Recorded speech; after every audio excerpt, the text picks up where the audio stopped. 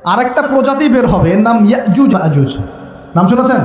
এই যে এই সূরার মধ্যে, এই সূরা কাহাফের কথা বললাম না, সূরা কাহাফের পিছনের দিকে আছে ইন্না ইয়াজুজ ওয়া মাজুজ মুফসিদুনা ফি।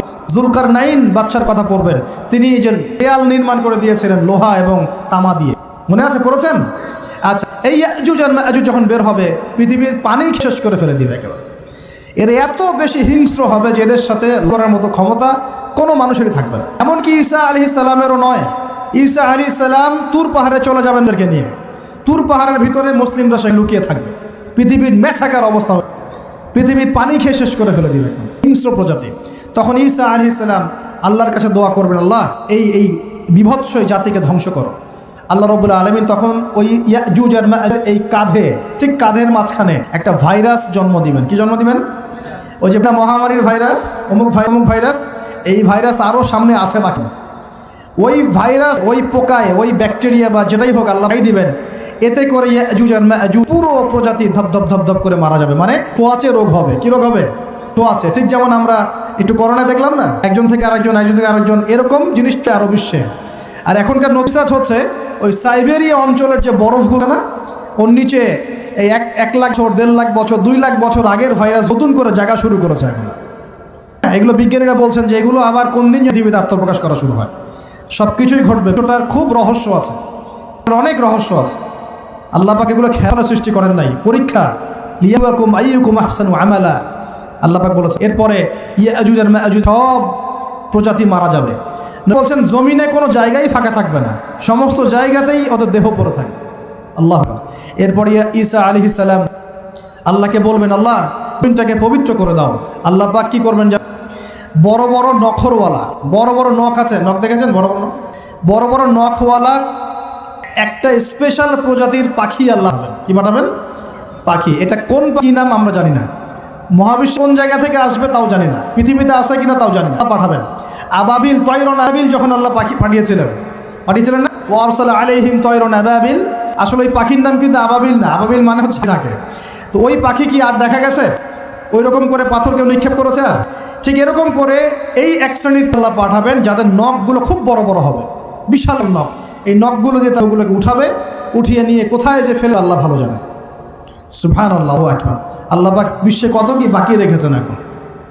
এরপরে আল্লাহ পাক করবেন জানেন? আল্লাহ পাক বৃষ্টি বর্ষণ করবেন। এত বেশি হবে, এত বৃষ্টি হবে, জমিন পরিষ্কার হয়ে যাবে।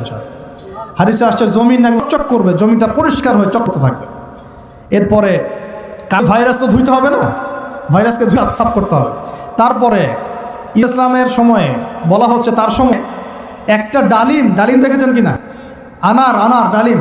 এই ডালিমের যে খোসা হয় না, এই ডালিম খোসার নিচে একটা পুরো পরিবার আশ্রয় পারবে। কি বুঝলেন? এত বড় বড় ফল হবে, এত বড় হবে জমিনের মধ্যে।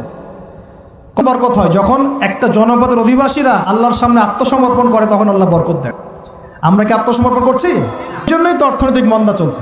এমনি নাকি সুদ খাচ্ছেন, দিব্যি ঘুষ খাচ্ছেন, দূর করছেন, জেনা করছেন, মানব সম্পদ আত্মসাৎ করছেন, মাপে কম দিচ্ছেন, নামাজও পড়ছেন, মাশাআল্লাহ। তো বরকত কোত্থেকে আসবে? তো বরকত তখন আসে যখন একটা কম আল্লাহর সামনে সম্পূর্ণ আত্মসমর্পণ করে।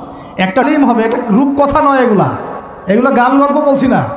এই প্রতিটা কথা আল্লাহ পাকের ওহী থেকে আসছে, এর একটা কথা মিথ্যা হবে না ইনশাআল্লাহ। তা বিশ্ববাসীরা দেখবে একটা ডালি নিচে একটা পরিবার আশ্রয় নিতে পারবে। এত স্পেসিফিকলি বলা হয়েছে হাদিসগুলোতে।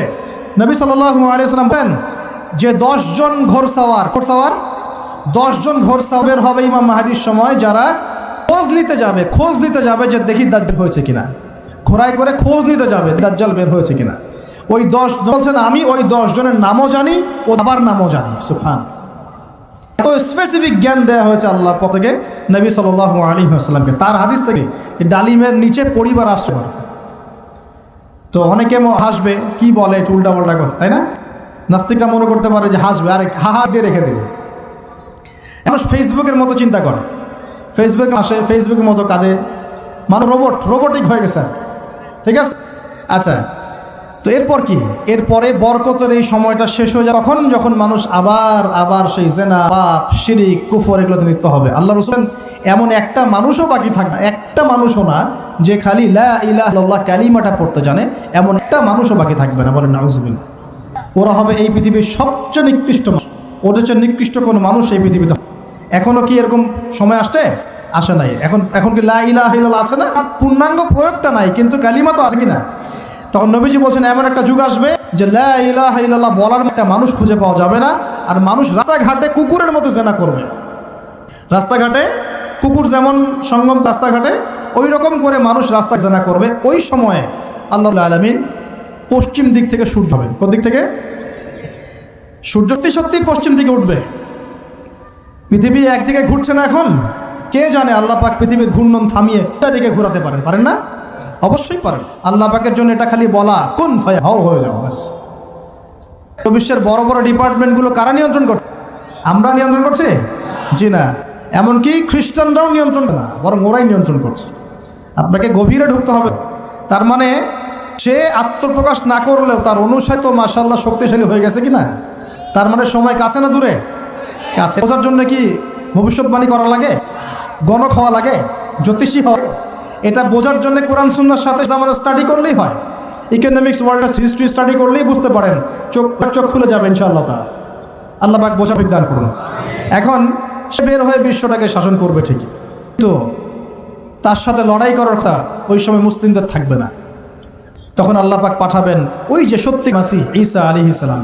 কাকে পাঠাবেন? তিনি নামবেন সিরিয়ায়। কোন দেশে? সিরিয়ার দামেস্কে তিনি নামবেন। দুজন ফেরেশতা কাঁধে ভর দিয়ে, তার চুলগুলো দিয়ে টপ টপ করে মুক্তার মতো পানি থাকবে, এমনটা হাদিসে বলা হয়েছে। সুবহানাল্লাহ।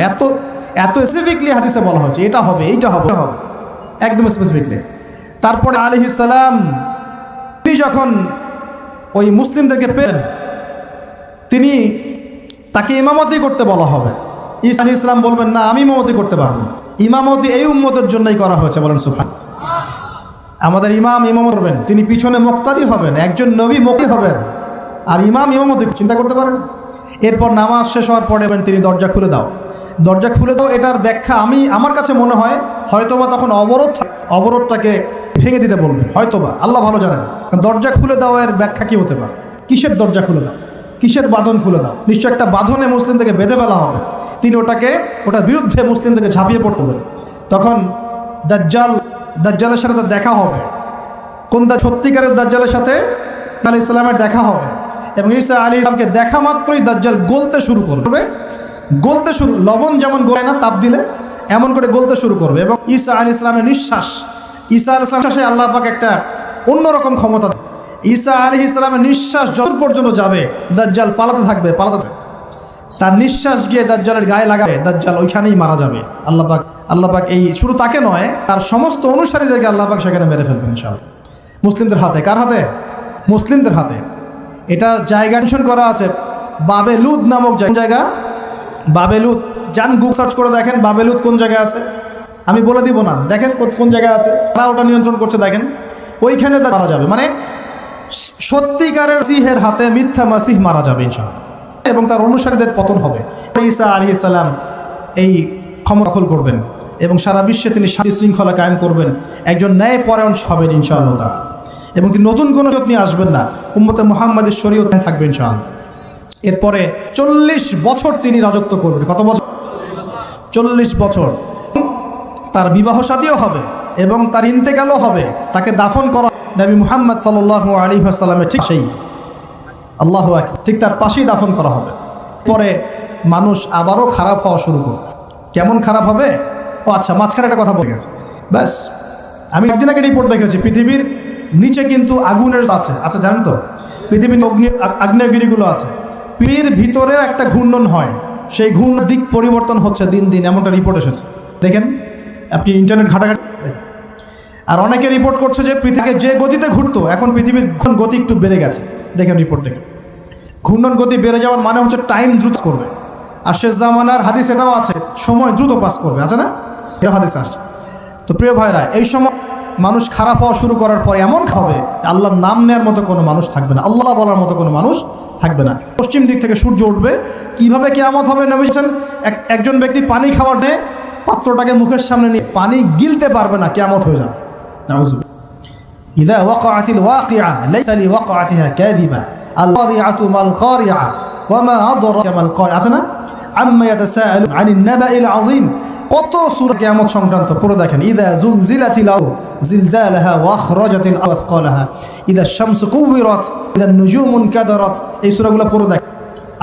আম্মা পারার শেষ পারা, যেটা 30তম পারা, এর সূরাগুলো দেখেন। কিয়ামত চোখে দেখতে পারবেন ইনশাআল্লাহ। সিংহায় ফুঁক দেওয়া হবে।